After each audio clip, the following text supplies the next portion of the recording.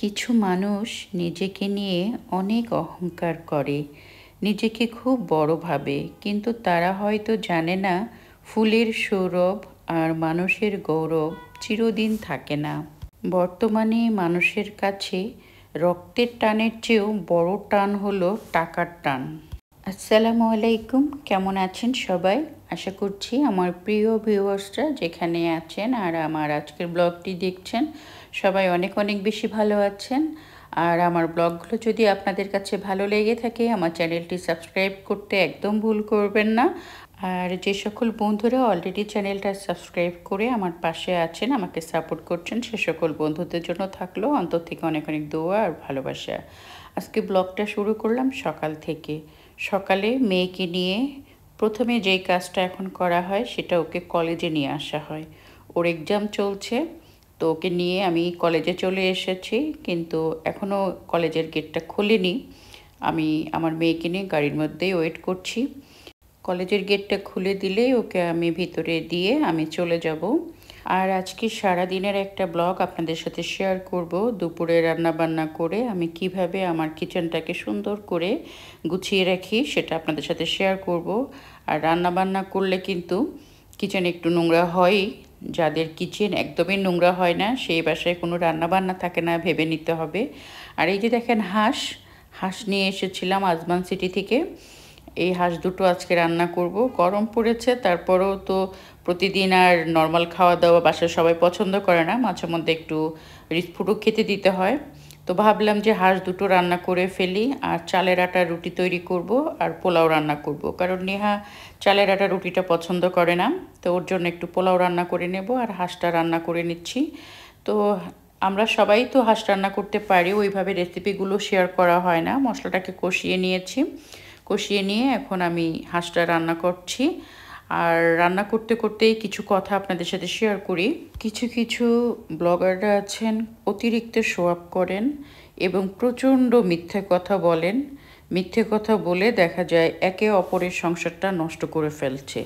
কারণ একজন আরেকজনকে দেখে মনে করছে ও এই পথ অবলম্বন করে এত টাকা পয়সা ইনকাম করছে, তাহলে আমি হয়তো ওর থেকে আরেকটু বেশি খারাপ কিছু করে আরেকটু বেশি টাকা ইনকাম করব। এইভাবে কিন্তু একে একে অনেকের পরিবারে কিন্তু অশান্তি লাগছে। এটার একমাত্র কারণ হচ্ছে শুধুমাত্র ভিউ ব্যবসা করার জন্য মিথ্যা বলে আরেকজনের সংসারটা নষ্ট করার জন্য আর কি। আপনারা যারা নতুন ইউটিউবে কাজ করছেন অনেক সময় অনেক কিছু হয়তো আপনারা বোঝেন না, না বুঝে মানুষের এই ধরনের রঙিন দুনিয়াতে আপনারা চলে আসেন, এসে আপনাদের নিজেদের সংসারটাকে অশান্তিতে ভরে ফেলছেন। কারণ আপনার হাজব্যান্ড হয়তো আপনাকে প্রতি অকেশনে হয়তো একটা গোল্ড কিনে দেয় না বা একটা দামি শাড়ি কিনে দেয় না, কিন্তু আমরা এমন এমন ব্লগার আছে আমাদের এই সোশ্যাল মিডিয়াতে যারা সবসময় বলতে থাকে লক্ষ টাকা দামের গাড়ি কিনে ফেললাম, কোটি টাকার বাড়ি কিনে ফেললাম, লাখ টাকার সোনা কিনে ফেললাম। এইভাবে করে করে আমার হাজব্যান্ড এত ভালো, আমাকে সব দেয়। এই ধরনের ব্লগগুলো যারা দেখছেন, দেখে নিজের সংসারে অশান্তি করছেন, সেই সব আপুদের বলবো আপুরা এগুলো কিন্তু 99% সব মিথ্যা কথা। আপনারা আপনাদের হাজব্যান্ডের সাথে কখনোই খারাপ ব্যবহার করবেন না বা বলতে যাবেন না যে অমুক এই জিনিস দেয় তুমি কেন দিতে পারো না। এগুলো করলে কি হয়, হাজব্যান্ডের মন ছোট হয়ে যায়, তারা মনে অনেক কষ্ট পায়। আমরা যা চোখে দেখি সব কিন্তু সত্য নাও হতে পারে। আর এই যে দেখেন আমি কিন্তু চালের আটা রুটি বানিয়েছি। আমি একদম চালের আটা রুটি বানাতে পারি না, তারপরও শখ বলে কথা আর মুখের একটা মানে মজা বলে কথা, খেতে তো মন চায়। হাঁসের মাংসটাও রান্না করে নিয়েছি আর চালের আটা রুটি বানিয়েছি, একটু পোলাও রান্না করেছি। আর আমার কিচেনের অবস্থা খুবই খারাপ। এখন আমি পুরাটা কিচেন মানে আমার সাদা হয়ে গিয়েছে চালের গুঁড়িতে, এখন আমি পুরোটা কিচেন আমি পরিষ্কার করব। আর পরিষ্কার করতে করতে আপনাদের সাথে বেশ কিছু কথা শেয়ার করব, কারণ অনেক আপুরা আছেন আমাকে কমেন্ট করেন ইউটিউব থেকে, তারা এত গাড়ি কিনছে বাড়ি কিনছে, তারা কিভাবে ভিউ কামাচ্ছে, মানে তাদেরও ইচ্ছা তারা ওইভাবে টাকা ইনকাম করবে। আপনারা যেভাবেই করেন না কেন মান সম্মানটা কিন্তু সব থেকে বড় কথা। একটা কথা মনে রাখবেন, টাকা আর সম্মান দুটো কিন্তু এক জিনিস নয়। টাকা তো ভিক্ষা করলেও পাওয়া যায়, সম্মান নয়, সেটা কর্ম, ব্যবহার ও চরিত্রের মাধ্যমে অর্জন করতে হয়।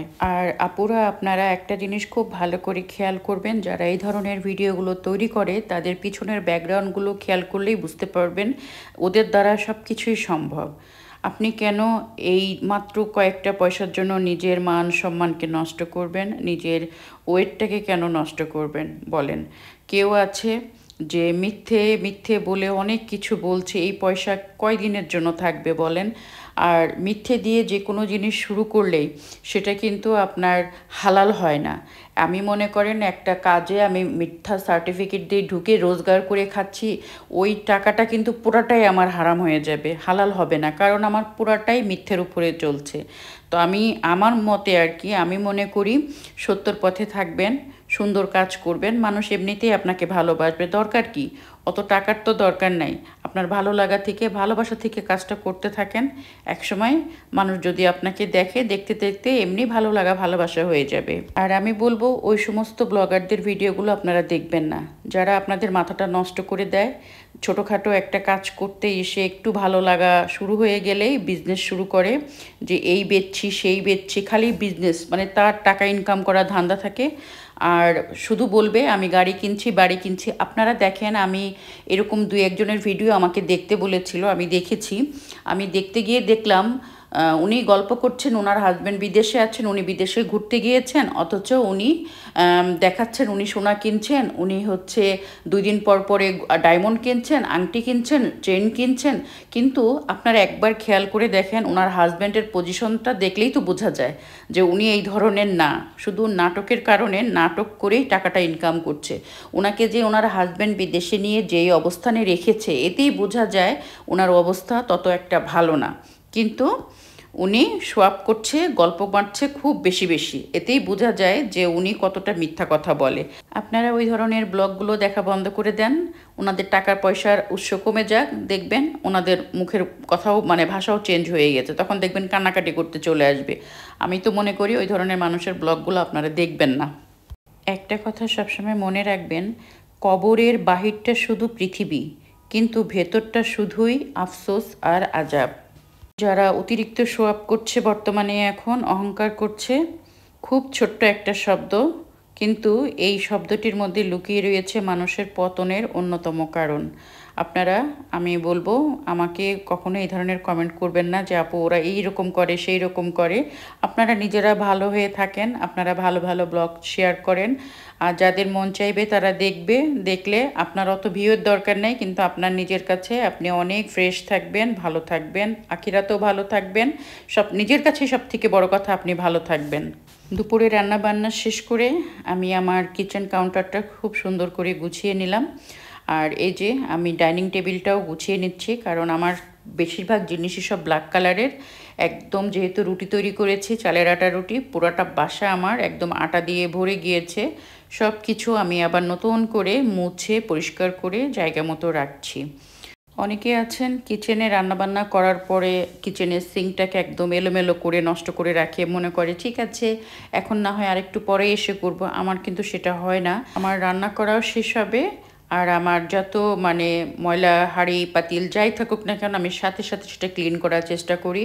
কারণ সিংয়ের ভিতরে হাঁড়ি পাতিল জমিয়ে রাখা বা পেঁয়াজ রসুন এগুলার খোসাগুলো এলোমেলো করে রাখা, এগুলো আমার একদমই পছন্দের না। আর কিচেনে যেহেতু আমরা বেশিরভাগই মেয়েরাই কিচেনে বেশি থাকি, আর আমাদের কিচেনে সবসময় আসতে হয়, মন না চাইলেও কিন্তু কিচেনে আসতে হয়।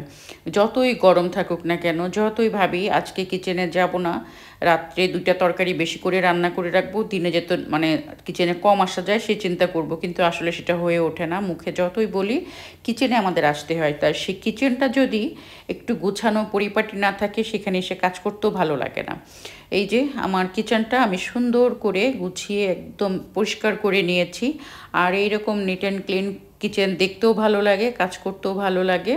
দেখতেই পাচ্ছেন, আপনাদের সাথে একটু শেয়ার করি। কথা বলতে বলতে কিচেন কাউন্টারটা কিন্তু আমি খুব সুন্দর করে পরিষ্কার করে ফেলেছি। আর যেহেতু আমার কিচেন কাউন্টারটা ব্ল্যাক কালারের, তো এটা একদম মানে কোনো কিছু পড়লে সাদা হয়ে যায়, সেজন্য খুব ভালো করে মুছে পরিষ্কার করে রাখতে হয়। ভিডিওটা আর বেশি বড় করব না, আপনাদের কাছ থেকে বিদায় নিয়ে নিচ্ছি। আসলে অনেক আপুরাই আছেন মনের অনেক কষ্টের কথা বলেন, কারণ ধৈর্য ধরে ইউটিউবে কাজ করতে হয়, অনেকে ধৈর্যহারা হয়ে যান তো, যার কারণে অনেক কথাই শেয়ার করতে চান। আসলে মনে সবারই কষ্ট থাকে। আমরা অনেক দিন কাজ করছি দেখে যে আমাদের মনে কষ্ট নাই এমনটি নয়। আমাদের মনেও কষ্ট আছে, কিন্তু মান সম্মানের কথা চিন্তা করে অনেক কিছুই আর কি করা হয়ে ওঠে না, আর ইনশাল্লাহ হবেও না। তো সবাই সুস্থ থাকেন, ভালো থাকেন, অন্তর থেকে অনেক অনেক দোয়া থাকলো। আপনারাও আমার এবং আমার পরিবারের জন্য দোয়া রাখবেন। আজকের মতো ব্লগটা শেষ করছি। আল্লাহ হাফিজ।